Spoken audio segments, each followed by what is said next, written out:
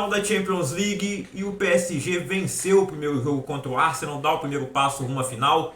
Barcelona e Inter de Milão fazem um jogo espetacular em Montjuic, 3-3. E é sobre isso que vamos falar nesse vídeo. Você está no canal CLFC, seja bem-vindo. Se for novo por aqui, se inscreve, deixa o like, ativa o sininho das notificações e já deixa seu comentário para quem você está torcendo nessa Champions e quem você acha que vai ganhar. Porque às vezes uma coisa é o que você quer, outra é o que vai acontecer ou o que você acha que vai acontecer, né? Enfim, vamos então começar falando de Arsenal e PSG, o confronto dos times que ainda buscam a primeira taça da Champions, a primeira orelhuda, e o PSG venceu por 1-0 em Londres o Arsenal, que eliminou simplesmente o Real Madrid nas quartas de final. O Real Madrid, atual campeão, nos últimos 3 anos venceu 2 vezes, venceu em 2022, venceu também em 2024. Não é uma temporada grandiosa para o Real Madrid, pode terminar inclusive sem título algum, mas o Real Madrid já saiu da Champions, então é passado, o assunto aqui é Champions. E o Arsenal, que apesar de não fazer uma campanha tão boa no campeonato inglês como fez nos últimos 2 anos, onde ele chegou bem próximo ao título, e olha que dessa vez nem teve o Manchester City como ameaça, ele viu o Liverpool disparando e ele não conseguiu competir de fato com o Liverpool lá. O Liverpool que também fez uma campanha brilhante na Champions, mas acabou caindo nas oitavas de final para o PSG, time que está disputando o campeonato inglês dentro da Champions. Ele passou nas oitavas pelo Liverpool, nas quartas pelo Aston Villa e agora passa pelo Arsenal. Eliminou 3 times ingleses, ou o terceiro pode ser agora o Arsenal. E é bom lembrar que na fase de grupos o PSG também ganhou do Manchester City. Embora não tenha sido uma fase de grupos, não, fase de liga tão boa do PSG, ele teve que participar da repescagem, lá ele enfrentou outro time francês que era o Brest.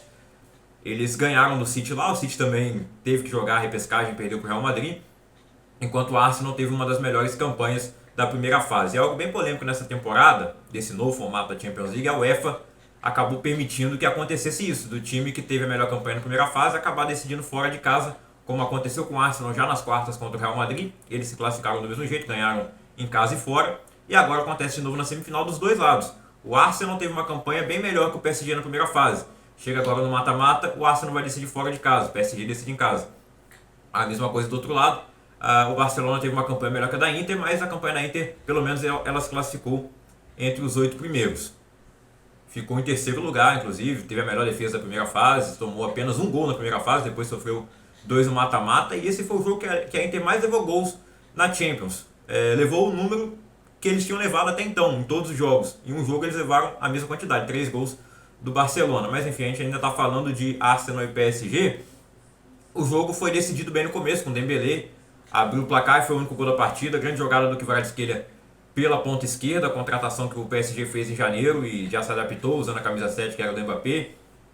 É um PSG sem uma grande estrela, sem o Mbappé, sem o Neymar, sem o Messi, ou seja, um PSG que tinha 3 caras assim de nome muito forte. Hoje não tem esse cara, eles tiveram só o Mbappé na temporada passada, agora não tem um cara que você diga, nossa, esse é o cara do PSG e os outros são os coadjuvantes dele. Não, todo mundo ali tem a mesma, não vou dizer a mesma fama, pode ter um mais famoso que o outro. O Dembélé é conhecido, jogou no Barcelona, e agora ele está se tornando aquele jogador que se esperava dele quando ele surgiu no Borussia. É a melhor temporada da carreira do Dembélé, ele pode ser inclusive o melhor jogador do mundo, a temporada com mais gols, são 36 gols marcados nessa temporada, 36 gols marcados pelo PSG, ele tem 30 nessa temporada, e participações de gols também são gigantescas, e ele faz esse gol muito importante. O PSG poderia ter liquidado a fatura já no jogo da ida, foram 4 finalizações do PSG no gol, teve bola na trave, teve chute para fora, de 11 chutes no total do PSG. O Donnarumma mais uma vez sendo fundamental também para o PSG garantir o resultado. O Arsenal, quando chegou, o Donnarumma estava lá e defendeu. Ele que pegou demais contra o Liverpool nas oitavas de final. A primeira partida foi o Alisson que brilhou na França, mas na Inglaterra foi o Donnarumma que brilhou também nos pênaltis. Foi fundamental, salvou o time contra o Aston Villa, aquele jogo que terminou 5-4 no agregado nas quartas. E agora evita que o PSG sofra um empate, ou até mesmo a virada. Poderia ter virado o jogo Arsenal, embora o PSG tenha dominado ali o primeiro tempo, tenha tido as melhores chances, uma finalização a mais, o Arsenal também chegou. As estatísticas são equilibradas. Mas o PSG foi melhor no todo e venceu. E poderia ter vencido por mais, como eu disse, né? O Gonçalo Ramos perdeu um gol incrível ali no final com a bola no travessão. Depois tem o gol perdido pelo Barcola no final também. A gente tem que destacar que o Arsenal tem muitos desfalques. Ele está sofrendo com isso desde o início da temporada. Muito por conta da negligência da diretoria em não contratar jogadores para ataque, principalmente. A defesa perdeu o Gabriel Magalhães, mas o Kiwior tá indo bem, embora tivesse bastante desconfiança sobre ele. O Lewis Kelly, que é a revelação da temporada no time do Arsenal na lateral esquerda, contra o Real Madrid ele foi um dos melhores em campo. Mas o ataque é o grande problema. Dessa vez o Trossard foi escalado no ataque junto com o Saka e o Martinelli. Saka, que também ficou um bom tempo machucado, retornou há pouco tempo e foi decisivo contra o Real Madrid. E o Merino vinha jogando como centroavante improvisado. Ele que é segundo volante e estava jogando como centroavante. Nesse jogo eles colocaram um ataque com o Trossard e Martinelli. Ora, eles ficavam invertendo, né? Uma hora o Trossard estava mais centralizado, outro o Martinelli. Eu acho que o Martinelli tem mais características de centroavante do que o Trossard. Apesar do Trossard, se você for ver, tem mais gols na temporada, mas de jeitos diferentes, né? Enfim, o meio de campo ali com o Odegaard, Declan Rice, o Arsenal estava confiando muito na bola parada, né? Sempre tentando um lançamento para a área, sendo que você não tem um cabeceador. O Merino é um cabeceador, mas ele não estava de centroavante nesse jogo. Então, muitas bolas. O Arsenal poderia ter tido uma finalização com o PSG, mas é muito cruzamento que não dá certo. E o Arsenal chegou a fazer um gol no jogo aéreo, que não valeu. Fez um gol que não valeu por impedimento. Impedimento semiautomático, foi lá e detectou e anulou o gol do Arsenal logo no começo do segundo tempo. Então terminou assim mesmo 1 a 0 para o PSG. Vai decidir em casa, apoio da torcida no Parque dos Príncipes. Eu acredito que o PSG vai chegar à final. Eu tenho falado desde as oitavas, quando eles eliminaram o Liverpool, que o PSG para mim tinha se tornado favorito ao título. Do outro lado você tinha, lógico, o Barcelona, que foi o dono da segunda melhor campanha da primeira fase. Foi campeão da Copa do Rei na semana passada. Vai ser campeão da La Liga também, muito provavelmente. Ainda tem a disputa com o Real Madrid, tem um confronto direto para acontecer, mas é difícil imaginar que o Real agora vai vencer o Barcelona e passar eles nos pontos. São 4 pontos de diferença nesse momento. Não é só vencer o Barcelona, o Barcelona tem que tropeçar mais ainda. E o Real não pode tropeçar, coisa que não tem acontecido.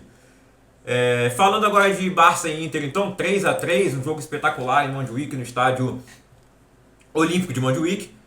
3 a 3 com 1 minuto de jogo, menos de 1 minuto, 30 segundos, o Marcos Thuram abriu o placar para a Inter num golaço de letra.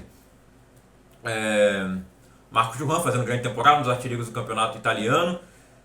E para mim foi um acréscimo em relação ao Lukaku, que era o centroavante da Inter na temporada de 2023, que eles chegaram à final.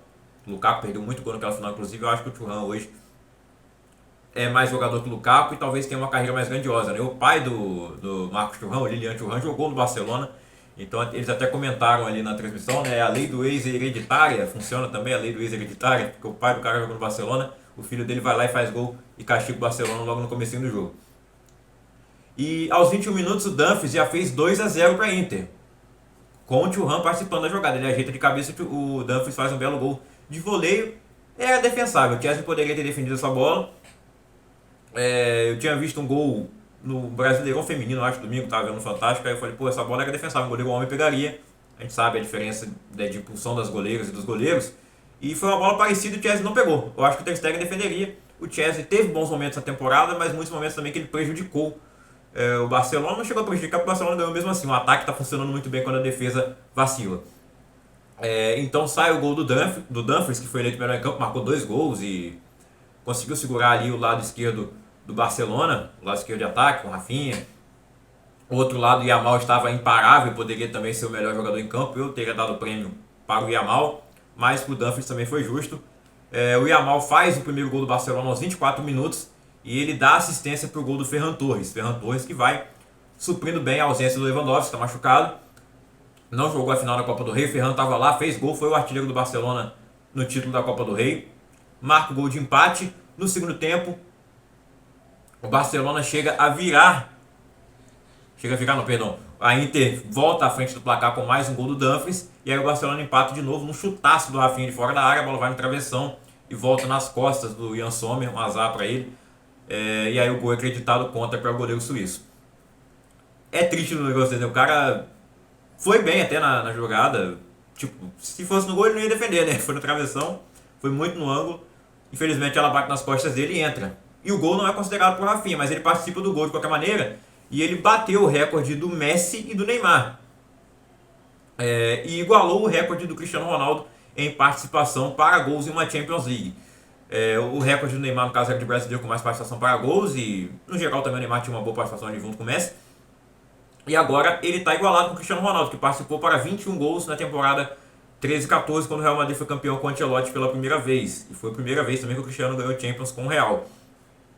E foi uma temporada absurda dele, ganhou a bola de ouro. Lógico, o Rafinha está aí na disputa pela bola de ouro, junto com o Dembélé e junto também com o Yamal, porque o Yamal cresceu demais nesse mata-mata, como ele foi muito bem na Eurocopa. Um jogador com apenas 17 anos fazendo tudo que ele faz é impressionante. Estão comparando aí os números dele também com outros grandes jogadores como Messi, como Cristiano, nessa idade. E o Yamal é melhor do que os dois, e assim, muito melhor. O Messi antes dos 18 anos não tinha um gol, o Cristiano tinha 3, e muito depois que ele foi se tornar o artilheiro, né, e hoje é o maior artilheiro do futebol. O Yamal só perde nessas estatísticas aí com 17 anos para o Pelé, simplesmente o melhor de todos, e para o Ronaldo Fenômeno, que é um fenômeno, mas o Yamal também é um fenômeno. E tem que se ressaltar aí também as posições. É óbvio que o Ronaldo ia fazer mais gols jogando de centroavante, né? O Yamal não é um centroavante e tem mais assistência até que o Ronaldo tinha, né? Porque a característica dele é mais assistência. No caso, o Rafinha tem números melhores na temporada. Eu acho que deveria ser o favorito ao bola de ouro nesse momento. Tem o Salah também lá com seus números excelentes no Liverpool, mas a atuação dele na Champions pesa de forma negativa para o egípcio. Mas é isso, o Rafinha igualou o Cristiano Ronaldo e ele pode ultrapassar, tendo mais 2 jogos. Claro que aquela Champions que o Cristiano Ronaldo jogou e fez essa participação, temos que ressaltar que não tinha a quantidade de jogos que o Rafinha vai ter agora. Mesmo não tendo participado da repescagem de oitavas, foram 8 jogos na fase inicial, naquela época era só 6. Eu nem sei se o Cristiano jogou todos os 6 na primeira fase, todos no mata-mata. Ele pode ter ficado suspenso ou machucado em algum deles. O Rafinha jogou todos os jogos do Barcelona até que na Champions, mesmo assim, não deixa de ser absurdo o número dele. Até porque ele ter igualado agora, ele tem os mesmos números que o Cristiano tinha até a final. Ele vai ter 2 a mais agora, para superar, mas para igualar ele já igualou, com a mesma quantidade de jogos. Ou a mais, que eu não lembro se o Cristiano jogou todos ou não naquela temporada. Isso não diminui os feitos do Rafinha.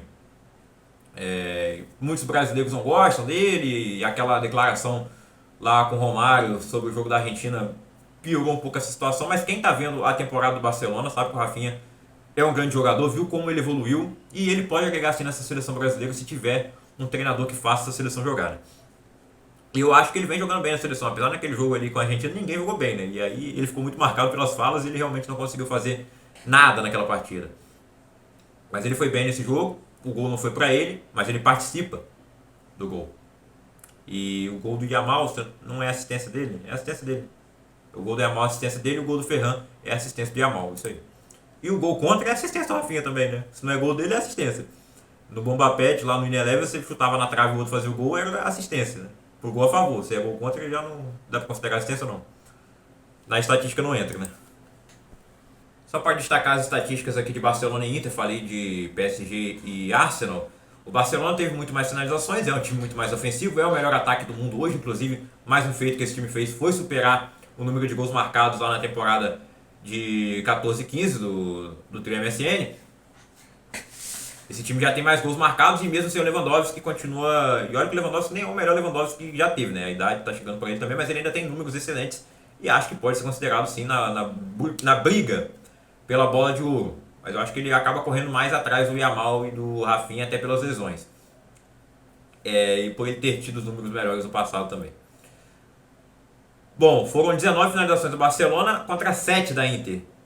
3 chutes da Inter no gol, 3 gols.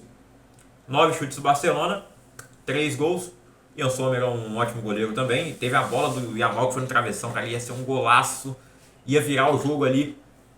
Aí depois ia virar não, veio um empate, né, com o Rafinha, a Inter que voltou à frente do placar. E aí depois o gol contra do Ian Sommer. Bom, semana que vem teremos os jogos de volta na França e na Itália. Terça-feira, Inter e Barcelona, que foi na quarta, então vai ser na terça agora, dia 5 de maio, 5/5. E na quarta-feira, perdão, é 6 de maio, né? 5 é segunda-feira. 6 de maio, Inter e Barcelona. E na quarta-feira, 7 de maio, PSG e Arsenal no Parque dos Príncipes, na França. De um lado, PSG tem a vantagem de um gol. Qualquer empate já garante o PSG na final. E de outro lado, tudo empatado, não tem gol fora de casa, então qualquer empate é pênaltis, qualquer vitória simples pode dar classificação para a Inter ou Barcelona e não dá para cravar favorito. Como eu disse, seria um jogo bem difícil, estilo de jogo diferente e proporcionou um jogo espetacular na ida e tem tudo para proporcionar na volta também. Eu acho que esse jogo vai ser decidido nos 180 minutos. Apesar de ser um entusiasta do fim da prorrogação em jogos de ida e volta, eu realmente acho que não tem necessidade de 2 jogos ter prorrogação, mas de vez em quando acontecem prorrogações espetaculares e pode acontecer. E pênaltis é sempre disputa de pênaltis, né? Pode mandar a figurinha do sapo aí. Eu acho que a final vai ser PSG e Barcelona. É a final que eu quero ver. Deixa o seu comentário aí. Você quer ver PSG e Barcelona na final? Quer ver Inter e PSG? Quer Inter e Arsenal? Quer Barcelona e Arsenal? Reedição lá de 2005. 2006, quer dizer. O que você quer ver na final? Comenta, deixa o like, ativa o sininho e até o próximo vídeo. Eu volto aqui para comentar a Europa League. Semana que vem eu volto com os jogos de volta da Champions. Valeu, tamo junto. Até mais.